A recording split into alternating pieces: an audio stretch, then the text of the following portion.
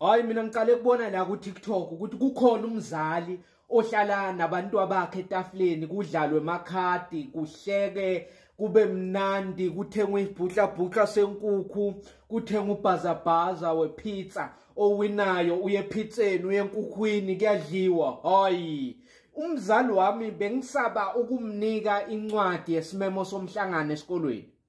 Yeah, uthi usangena nayo eminyango ucabangeka nengi ujike ubuyele emumva ugcina ungenile ucunga isibindi uthi hayi ma ngiphethe incwadi yesimemo somhlangano ngithathe esikolweni. Athi uyifunde uyifunde sawubona mzali othandekayo uyamenywa esikolweni mhla ubiza idate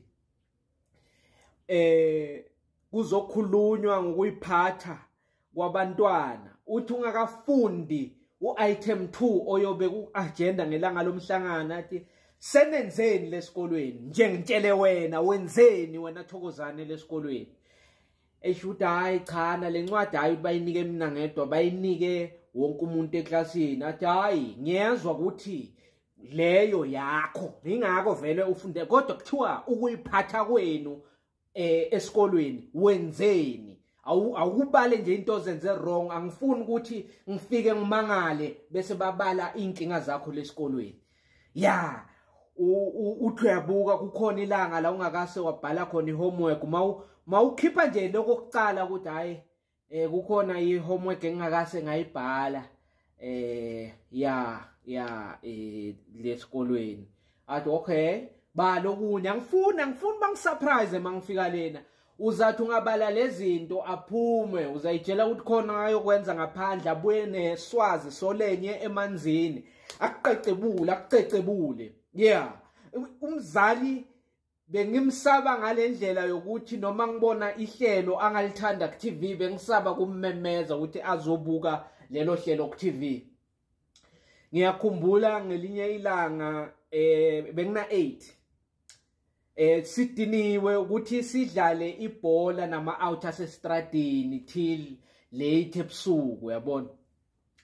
Hayi kukhona bekamdadlanyana nakithi bebathi nguJoe walapha estradini. Wathi uJoe ake sakheni izindlu bese sakhe izindlu ngiloyo naloyo uzawuphatha ukudla okungathi kunengana khai kubo. Ngabe khai kini kuthengwe u20 kg we rice uzawuphatha rice. Omunye abe khai kini kutshaliwe kunama veg emva kwendlu uzawukhalapha ispinach ubuye sipheke sidleni.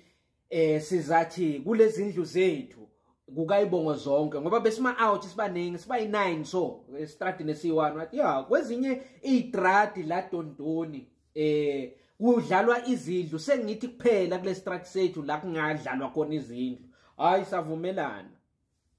Naku Saturday leyo ngithi ngiyangena ngiphethe i2 liter yescaftin se ice cream ma oledulele sofeni. Hayi nginyonyobe ngifike ngiyikhe irice beyihlala sitting room ngekani ngoba ikhishi lasekhaya nje lincane kakhulu. Lama 20 liter afake uflour irice ushukela bewangale sitting room ngikhe irice. Net mangithi ngiyaphuma wathi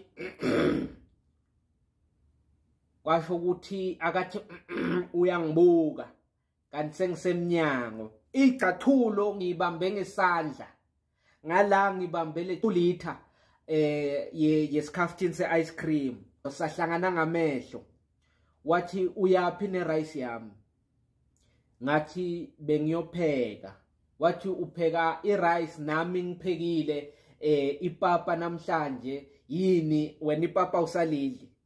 Ngathi cha bengithi nje ake nginipheke le rice kukhona ongitshela indlela entsha yokupheka irice maye bengithi namuhla. Wathi upheke ngiphekile indaba bongalindi ene wena uqale nini kupheka una 8 years ungadlali ngami uyisaphi rice yami? Ya ngangabi nempendulo ngathi ngikhuluma iqiniso vele irice lena bengiyimikisa kayibongo zonke. Wathi kayibongo zonke ngikupha ukuhlale phansi. Ngamqhazela ukuthi no sibafana basestradini sikhethe ukudlala izindlu sithi kayibongo zonke ngiloyo naloyo uphathe okungathi kuningi khai kubo. Manje mina ngithe ngizophatha irice ngabe seke ngithatha irice ngaphandle kwemvumo yakho ngiyaxolisa ngicela ukuyibisela. Wathi before ubisela le rice kulesikhaftini lesingcolile se ice cream leso, le rice leyo uzoyipheka wena uyidle, angisafuni ibuyele lapha la ukebhe khona ngoba ngiyasibona lesikhaftini esingcolile. Kwesingakhi uthatha ukudla kwami niyodlala ngako lena kayibongo zonke wakho? Ngathi kokucala wathi unamanga, sengizokushayela amanga ke manje.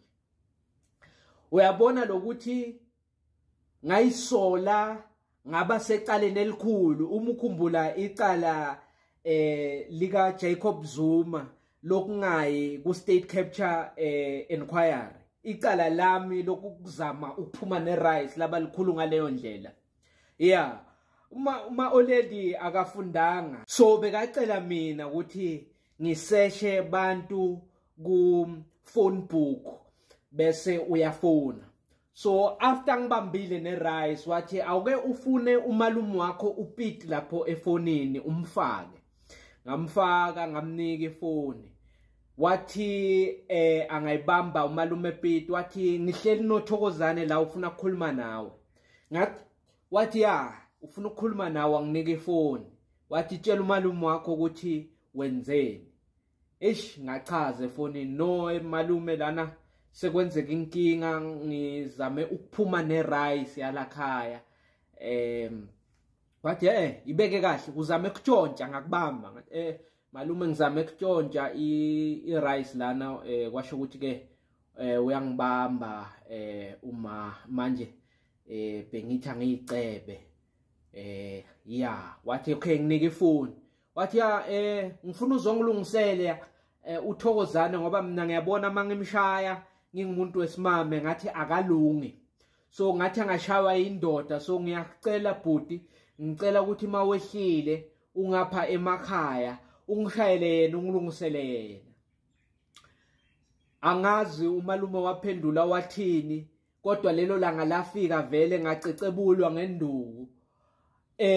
Uma already waphinde futhi wathi ngimfakele uAunty Jumaima waseMahosoni.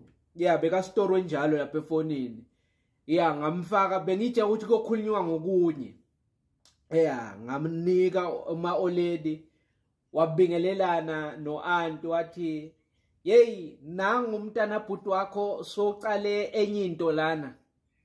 Socale ukuganga ucede yonke igrosa yami uyicede uthi kuphi kayibongo zonke. Wathi uthi kayibongo zonke angazi yena ngathi yinduna yalo kayibongo zonke noma ungibaba walelo khaya leyibongo zonke, kodwa nje angisana groza angisana lutho. Uyicede yonke igroza uyayithatha anyonyobe ayophekela abantwana bakweminye imizi.